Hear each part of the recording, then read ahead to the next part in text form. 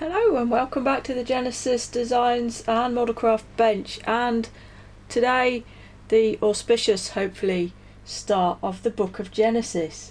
And the Book of Genesis is a series that I'm going to be creating over time of hopefully quite short videos, each containing some good info, tips, tricks, techniques, tools, etc.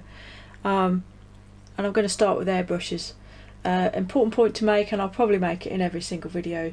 I'm not trying to tell anyone what to do here. This is literally just me, my thoughts on the stuff I use, and my opinions about it, and I'm just passing that out there for general use.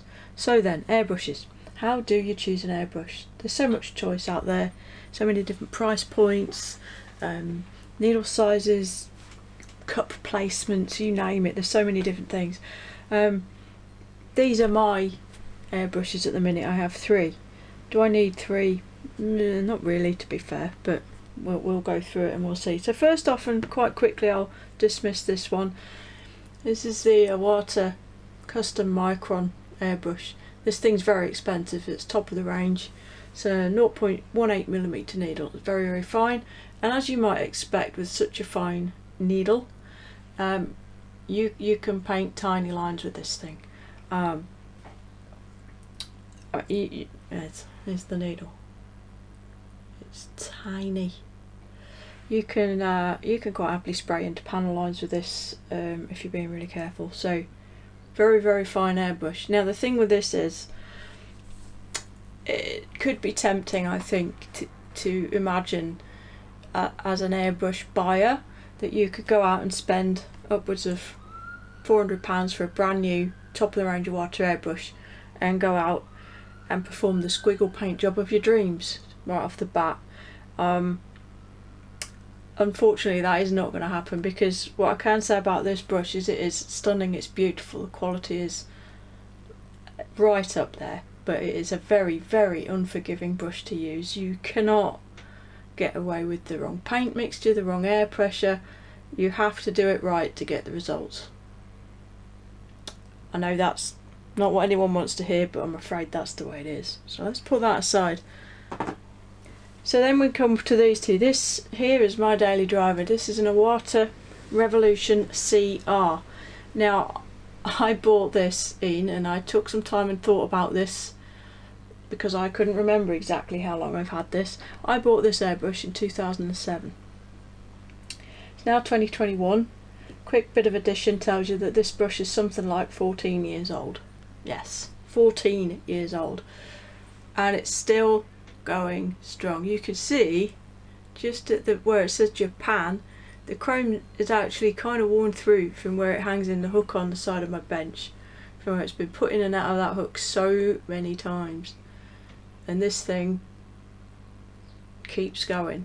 I have put in that 14 odd years, I have put 3 new needles and 2 new air nozzles into it.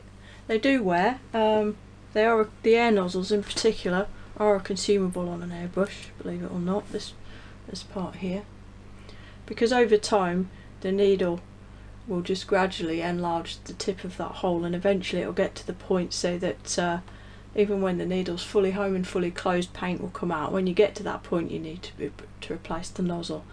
And I've replaced the needle a couple of times just because it seems like the right thing to do at the same time. Just a bit of background.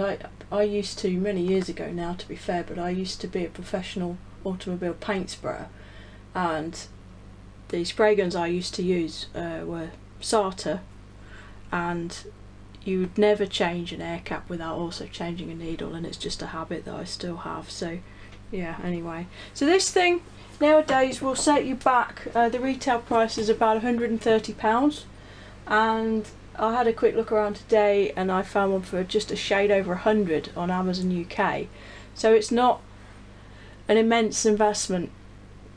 The needle size in this is 0.5, which is on the larger side. Don't go thinking that that means you can't spray fine lines with it though, because you absolutely can. If I just get dotty, those brown lines you can see on the side, and in fact all of these freehand demarcations on this were sprayed with this 0.5 airbrush, so don't go thinking you can't do fine work with it, because you absolutely can, but obviously only up to a point. So there you go, around about 100 to 130 pounds then. Gravity fed, which in my opinion is by far the best way to go. Double action 0.5 needle setup.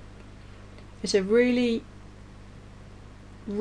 good all round, easy to use, general purpose airbrush. You can stick thick paint through it if you really want to. You can thin the paint right down, drop the pressure and do some quite fine work. I can't recommend this brush enough, and I've recommended it to a lot of people over the years. And then earlier this week, or the beginning of this week, I picked this up. This is the Fengda FE-180K. It's not my first cheap Chinese airbrush. I have had one before, but I rapidly got rid of it because it was like trying to spray with a hammer.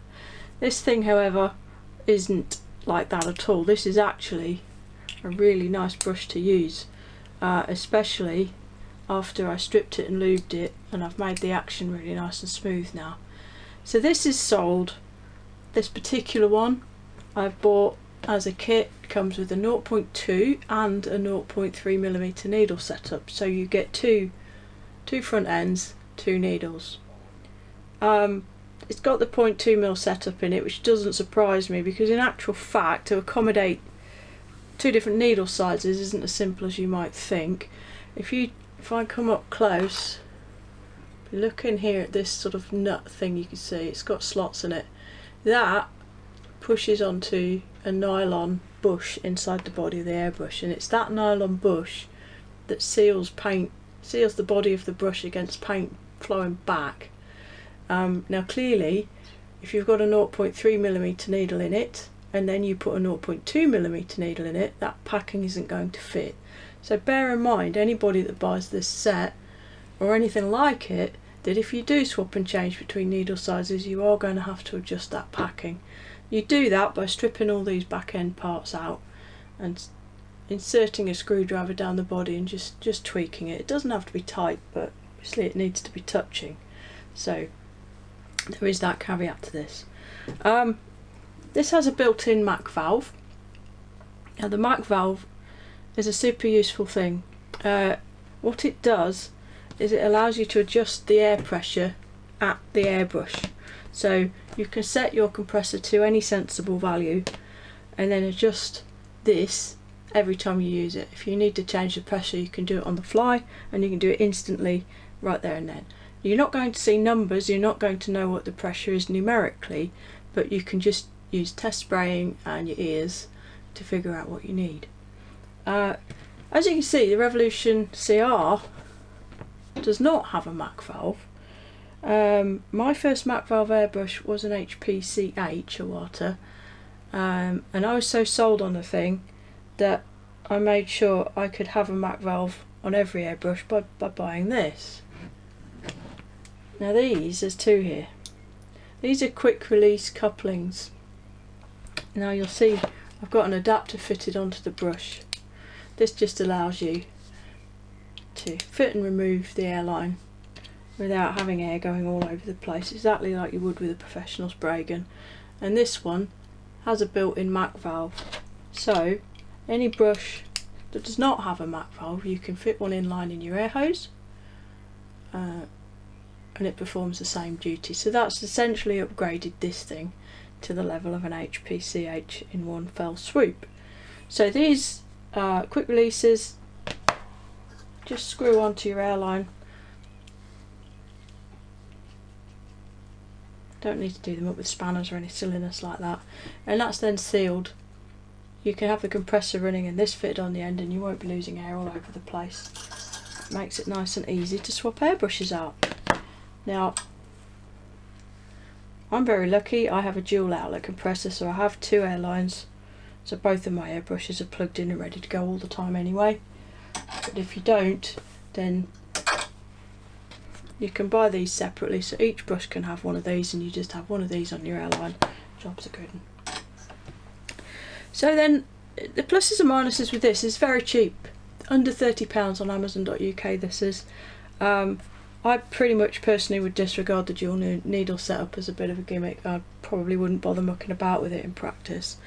Now clearly the finish on it isn't as good as an Iwata, the machining and the quality of the parts isn't as good, but actually to use it's really, really nice. But what I will say is that the finesse that you're going to get from this isn't what you would expect potentially from something with a 0.2 needle fitted.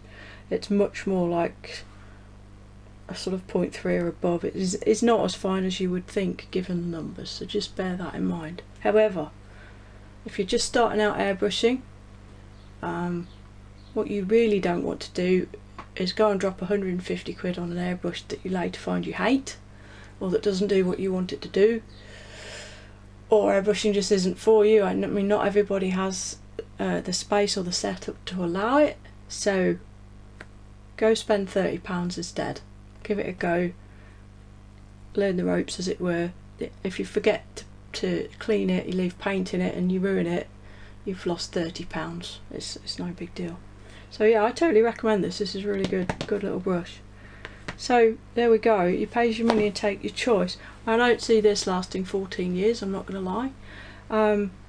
After my review video that I posted the other day, someone commented in there, or it may have been on my Facebook page, I don't recall which, that spares for these are available quite readily on eBay, places like that, and as you'd expect, are very cheap.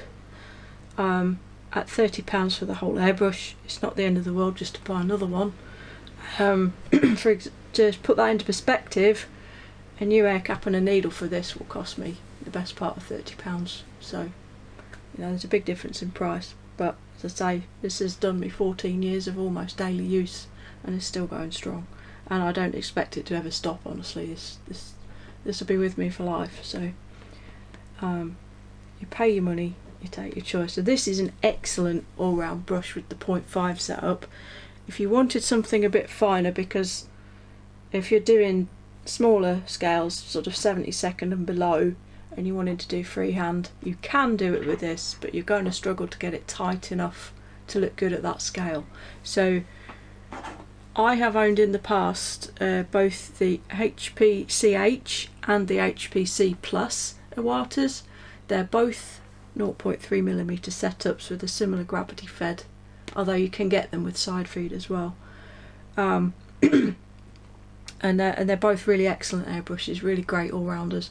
I only got rid of my last CH because I was lucky enough to be able to get a hold of the custom Micron, so I sold the HP-CH to go towards it.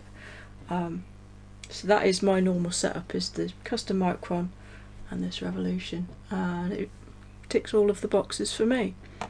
So to celebrate the beginning of the Book of Jenesis, I'm going to give away my Fengda FE-180K to one of you lucky watchers. I'll send the whole package. I'll clean whatever muck I've left in it, and I'll send the whole package with both needle setups in its original packing to someone. So all you need to do, if you would like to win this airbrush for yourself, if you like the video and leave me a comment about why you'd like it, and you know, your airbrushing experiences and what have you, and I'll give it a month or so, and I'll put all the comments into a hat, and I'll pick someone out, and I'll ship it anywhere in the world. No issues with that. So please, if you'd like to have a chance of owning this sub £30 airbrush, then just drop a comment and a like, and we'll see who gets it. Cheers, see you next time.